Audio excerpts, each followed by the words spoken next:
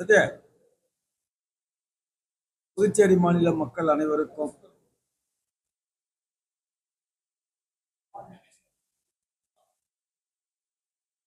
இதயம் கனிந்த இனிய புத்தாண்டு பொங்கல் நல்வாழ்த்துக்களை அதிமுக சார்பில் தெரிவித்துக் கொள்கிறேன்.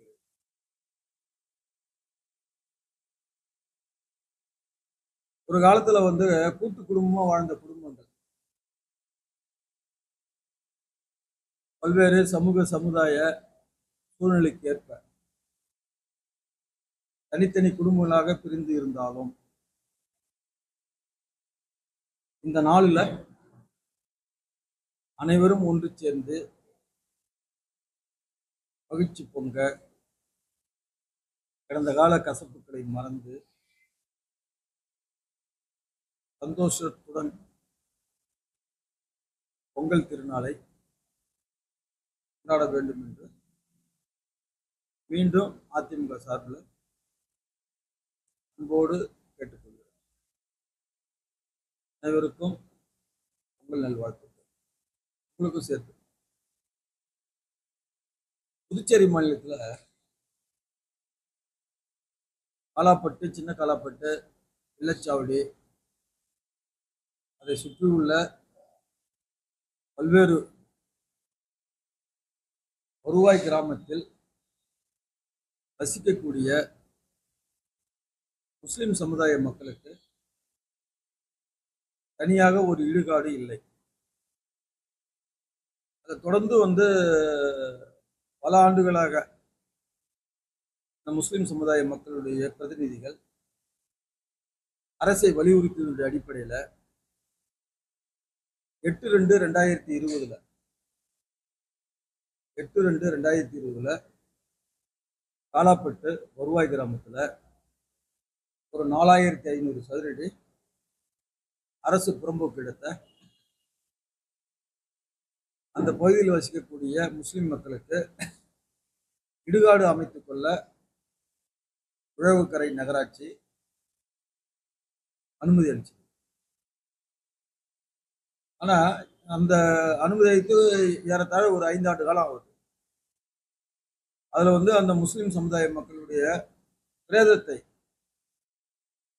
புதைப்பதற்கு அரசு உரிய எந்தவித நடவடிக்கையும் எடுக்காமல் அலட்சியத்தோடு இருந்துவிட்டு இப்ப கடந்த ஒரு 10 தினங்களுக்கு முன்பு அந்த முஸ்லிம் சமுதாய மக்களுக்கு இடுகாடு அமைத்துக் கொள்ள நகராட்சியால் வழங்கப்பட்ட அந்த அரசாணை ரத்து செய்யப்படுகிறது என்றும் அங்க இடுகாடு அமைந்தால் சட்டம் ஒழுங்கு சீர்குலைவு ஏற்படும் என்கின்ற ஒரு காரணத்தை எடுத்து கூறி ஆளும் பிஜேபி அரசானது முஸ்லிம் சமுதாய மக்களுக்கு இடுகாடுக்காக ஒதுக்கப்பட்ட இந்த அரசாணையை ரத்து செஞ்சிருக்குது. இது ஒரு தவறான ஒரு முன்னுதாரணம். புதுச்சேரி மாநிலத்தை பொறுத்த மட்டும் இந்த உப்பளம் தொகுதியில் டாக்டர் அம்பேத்கர் சாலையில அரசு உள்ளாட்சி நிர்வாகத்தின் கீழே புதுச்சேரி மாநிலம் முழுவதுமே ஒரே ஒரு முஸ்லிம் சமுதாய மக்களுக்கு இடுகாடு தான்.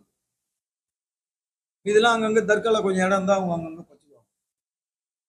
தனியா அரசு சார்பில் ஒரு இடுகாடு வேணும்னு சொல்லிட்டு அரசாங்கம் ஒதுக்கப்பட்டதை இந்த அரசு அது ரத்து செய்யறாங்கன்னா அந்த முஸ்லிம் சமுதாய மக்களை ஏதோ 3ஆம் தர மக்களாக பாவிக்கிற மாதிரி இது தெரியுது.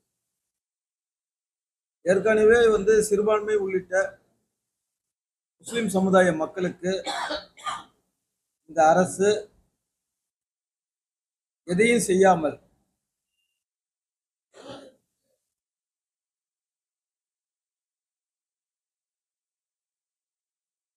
ஒரு பாராமுகமான அரசு என்பதை உறுதி செய்கின்ற விதத்துல இந்த அரசாங்கத்தினுடைய செயல்பாடு. கடந்த கால திராவிட முன்னேற்ற காங்கிரஸ் ஆட்சியின் போதும் சரி, குறிப்பா 9 ஆண்டு காலமாக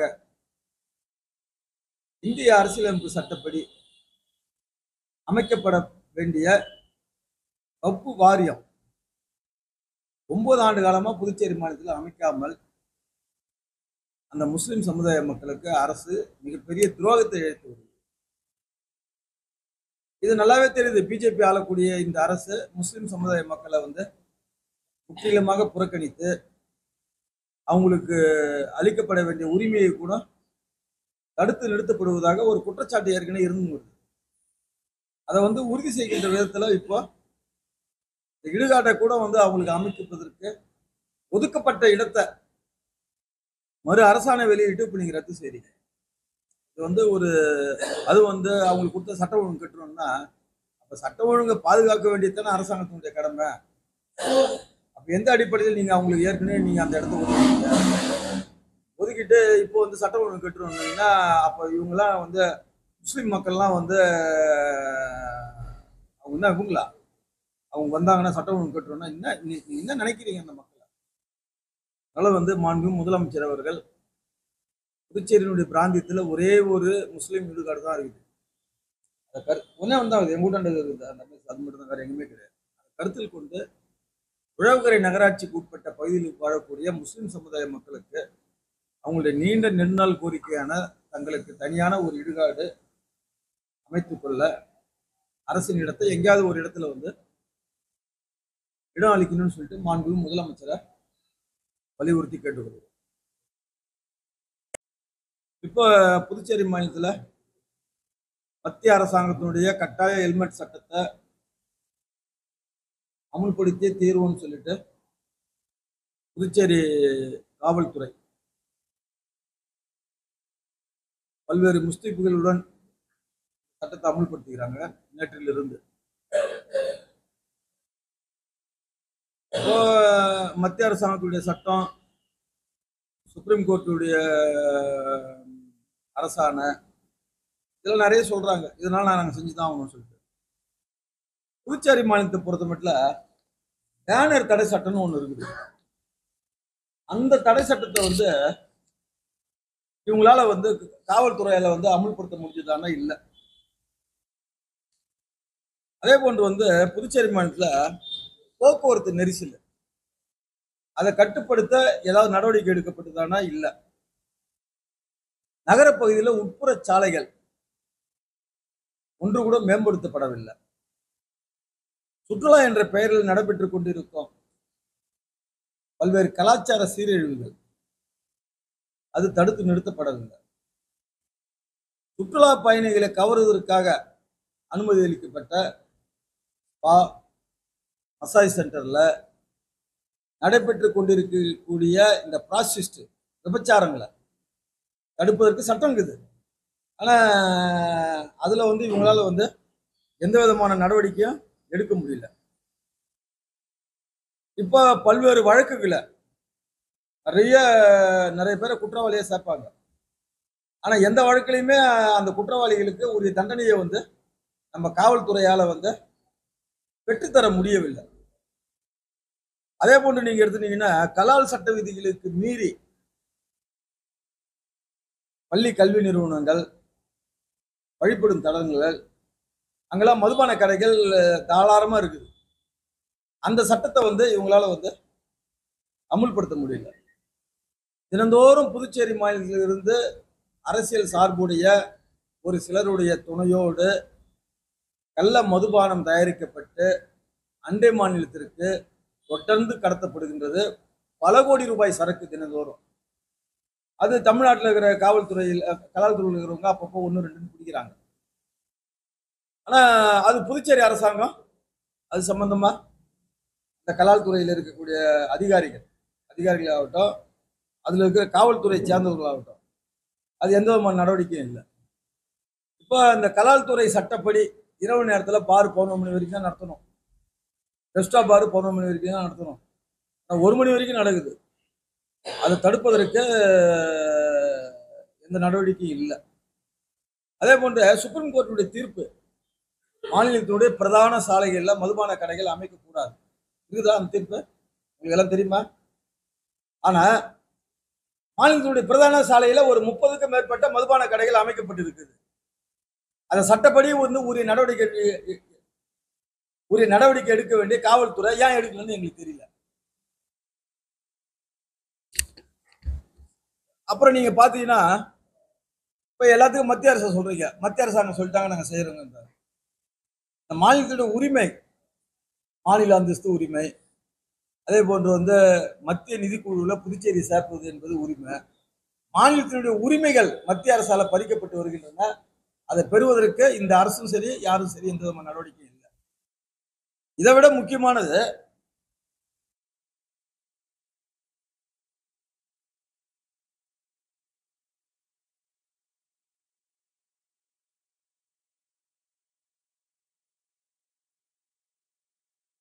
இதை விட இதை விட வந்து பல முக்கியமான மத்திய அரசாங்கத்தினுடைய சட்டங்கள்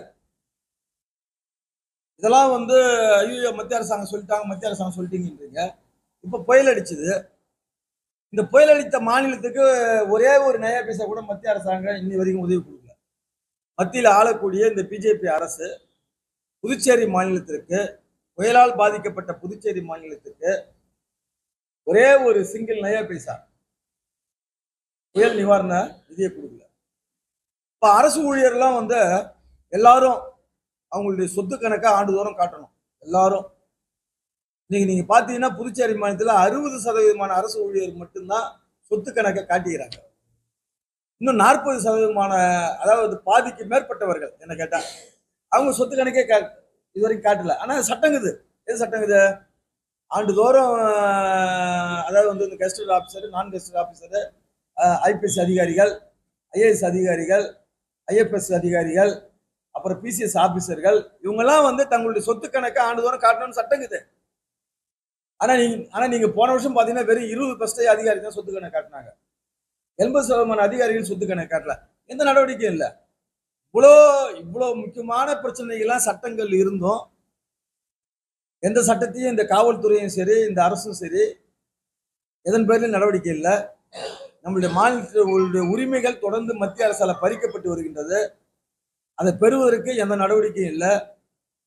மிகப்பெரிய பிரச்சனை இந்த புயலால் பாதிக்கப்பட்ட மக்களுக்கு அண்டை மாநிலத்தில் இருக்கக்கூடிய தினசரி பிஜேபியை வந்து விமர்சனம் செய்யக்கூடிய திராவிட முன்னேற்ற கழகம் ஆட்சியில் இருக்கக்கூடிய அண்டை மாநிலமான தமிழகத்துக்கு 944 கோடி ரூபாய் வந்து நிதி உதவி மத்திய அரசு அளித்திருக்கக்கூடிய சூழ்நிலையில பிஜேபி கூட்டணி அரசு நடக்கூடிய இந்த புதுச்சேரி மாநிலத்துல ஒரே ஒரு ₹10 நீங்க கொடுக்கல. அப்போ பிஜேபிக்கும் திராவிட முன்னேற்ற கழகத்துக்கும் இருக்கக்கூடிய கள்ள உறவினுடைய வெளிப்பாடு தான் இந்த புயல் நிவாரண நிதி அங்க கொடுக்குறீங்க. இங்க வந்து அதுக்கு அவசியம் இல்லை. ஏன்னா பிஜேபி ஆட்சி இது. அப்போ புதுச்சேரி மக்களை மத்திய அரசாங்கம் வஞ்சிப்பதை வந்து தடுத்து நிறுத்துவதற்கு எந்த சட்டமும் அப்ப இடம் கொடுக்கல. ஏன் பணம் கொடுக்கலன்னா இந்த அரசு வந்து நீதிமன்றத்துக்கு போலாம் இல்லையா? புயலால பாதிக்கப்பட்டது எங்களுக்கு ஒரு 655 கோடி பாதிக்கப்பட்டதுன்னு சொல்லிட்டு அரசாங்கம் ஒரு இது கொடுத்துக்கிறீங்க லெட்டரு. அதே போன்று மத்திய அரசாங்கத்துடைய குழு இங்க வந்து பார்த்தாங்க. இது வரைக்கும் ஒரே ஒரு ₹10 கூட புதுச்சேரி மாநிலத்துக்கு புயல் நிவாரண நிதி கொடுக்கலன்னா மத்திய அரசை எதிர்த்து நீதிமன்றத்தில் வழக்கு தொடரணுமா வேணாமா? வழக்கு தொடர்ந்து மாநிலத்தோட உரிமை பெறணும் இல்லைங்களா? இதெல்லாம் உங்களால செய்ய முடியலையே. எதுவுமே செய்ய மாட்டீங்க. நகர பகுதியில் யாராவது ஒரு 30 கிலோமீட்டருடைய வேகத்துக்கு மேல போக முடியுமா? 3 டைம் பல பல பல ஐபிஎஸ் அதிகாரிகள் இப்படிதான் திடீர்னு வருவாங்க. அவங்க இங்க இருக்கு ஒரு 2 வருஷம் 3 வருஷம் தான் இருப்பாங்க. திடீர்னு வந்து ஒரு சட்டத்தை பாஸ் பண்ணி இதை நாங்க செய்வோம்னுவாங்க. ஹெல்மெட் சட்டம் கட்டாயம்னுவாங்க. யாராவது ஒரு பிரைவேட் நிறுவனம் ஒரு 3 லட்சம் ஹெல்மெட் வித்துட்ட பிறகு அப்புறம் எல்லா அரசியல் கட்சியும் அந்த ஹெல்மெட் சம்பந்தமா ஏதாவது ஒரு பிரச்சனை பண்ணாங்கன்னா ஹெல்மெட் போடுவது ரத்து செய்யப்படும். இந்த மாதிரி இது வரைக்கும் 3 தடவை நடந்துக்குது. நாங்க என்ன கேட்கிறோம்னா, நீங்க ஹெல்மெட் சட்டத்தை கட்டாயமா கொண்டு வரணும்ன்றீங்க. அதுக்கு மீறி ஒரு ஜனநாயக ரீதியில அனைத்து அரசியல் கட்சிகளுடைய கூட்டத்தை கூட்டி இந்த அரசு ஒரு கருத்தை கேட்டுக்கலாம்ல. இது நம்ம அமுல்படுத்தணும், இல்ல நகர பகுதியில் அமுல்படுத்தலாமா, இல்ல பிரதான சாலைகளை அமுல்படுத்தலாமா, இதுக்கு நீங்க எல்லாம் ஒத்துழைப்பு கொடுக்கணும். அப்ப ஏன் இதெல்லாம் நீங்க கேட்கல? நீங்க கேட்காமலே இப்ப இங்க நடக்கிற ஆட்சி வந்து மக்கள் ஆட்சியா இல்ல அதிகாரிகளுடைய ஆட்சியா? அதை முதலமைச்சர் வந்து முதல்ல தெளிவுபடுத்தணும். இப்ப இவ்வளவு பிரச்சனை இருக்கும்போது இப்ப நான் உண்மையை சொல்றேன். நேற்று பாக்குறேன் அந்த பார்டர்லாம் வந்து அந்த 1000 ரூபாய் காசு இது போடுறாங்க பாயிண்ட். இது போடும்போது பல்வேறு முறைகேடுகளும் ஊழலும் நடப்பதற்கு நிறைய வாய்ப்புகள் வரும். இது வந்து நிசப்தமான உண்மை. நீ ஹெல்மெட் போடல 1000 ரூபாய் 1000 ரூபாய் குறானா யாராவது ஒருத்தன் ஃபோன் பண்ணுவாங்க அனுப்பிச்சிடுவாங்க. சரி ஹெல்மெட் போடல அவங்க வாங்க வேண்டியது வாங்கி இப்படி அனுப்பிச்சிடுவாங்க தனியா. இதெல்லாம் வந்து பல்வேறு முறைகேடுகளும் ஊழலும் நடப்பதற்கு இந்த அரசே காரணமா அமையக்கூடாது. இன்னொன்று வந்து இதனால வந்து அங்கங்க வந்து பல்வேறு சட்ட ஒழுங்கு பிரச்சனைகள் தலை தூக்கக்கூடிய ஒரு அபாயகரமான சூழ்நிலை நிச்சயமா ஏற்படும். ஏதோ முக்கியமா வந்து ஒய்ஃபு இந்த ஹஸ்பண்ட் போவாங்க வேலைக்கு, இவர் பிடிச்சி வச்சு நீ 1000 ரூபாய் கட்டுன்னுவார். அப்போ தேவையில்லாத இது வந்து முக்கியமா வந்து காவல்துறையில கீழே பணிபுரியக்கூடிய இந்த காவலர்களுக்கும் பொதுமக்களுக்கும் விரும்பத்தகாத சம்பவங்கள் நிச்சயமா நடப்பதற்கு வாய்ப்பு இருக்குது. இதனால சட்ட ஒழுங்கு சீர்குலையும். எனவே வந்து இந்த கட்டாய ஹெல்மெட் பிரச்சனையில மாண்புமிகு முதலமைச்சர் அவர்கள் உடனடியாக அனைத்து அரசியல் கட்சி தலைவருடைய கூட்டத்தை ஒன்று கூட்டணும். இல்லை அவர் வந்து அமைச்சரவை இணைச்சு கூட்டி இல்லை முதலமைச்சர் தனக்குள்ள அதிகாரத்தை பயன்படுத்தி இந்த கட்டாய ஹெல்மெட் சட்டத்தை வந்து திரும்ப பெறணும்னு சொல்லிட்டு மறுபடியும் நாங்கள் அதிமுக சார்பில்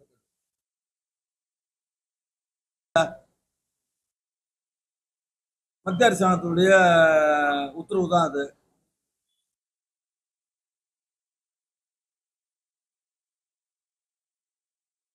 புதுச்சேரி உங்கள் AMN TV செய்திகளை யூடியூபில் உடனுக்குடன் காண AMN TV பாண்டிச்சேரி சேனலை சப்ஸ்கிரைப் செய்யுங்கள். பெல் பட்டனை மறக்காமல் கிளிக் செய்யுங்கள்.